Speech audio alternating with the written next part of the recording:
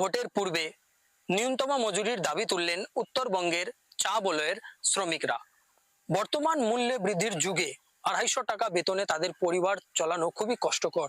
তাই তারা চাচ্ছেন শীঘ্র তাদের ন্যূনতম মজুরি লাগু করা হোক। শ্রমিকদের অভিযোগ, চা শ্রমিকদের ন্যূনতম মজুরি লাগু করার জন্য রাজ্য সরকারের তরফে এডভাইজারি কমিটি গঠন করা হয়েছিল। 18 থেকে 20 বার বৈঠক হওয়ার সত্ত্বেও এখন পর্যন্ত শ্রমিকদের ন্যূনতম মজুরি লাগু করা হয়নি। ফলে শ্রমিকদের মধ্যে ক্ষোভ বাড়ছে। আর এই ইস্যুকে হাতিয়ার করে রাজনৈতিক ময়দানে নেমেছে শাসক বিরোধী দুই দলই। বিধানসভা ভোটের পূর্বে তারা এই ইস্যুকে নিয়ে চা বাগানের শ্রমিক মহল্লায় গিয়ে বিভিন্ন ধরনের কর্মসূচি নিচ্ছে।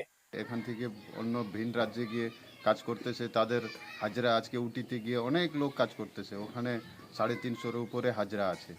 কিন্তু আমাদের এখানে সরকারও দেখতেছে না যে এখানে মিনিমাম ওয়েজ না করলে কত অসুবিধায় আছে, কেউ দেখতেছে না। আলিপুরদুয়ারে সেকেন্ড কমান্ড টিএমসি নেতা অভিষেক ব্যানার্জি আছে, কিভাবে উনি বলল কি 300 টাকা ওনার জিতলে হাজিরা হবে।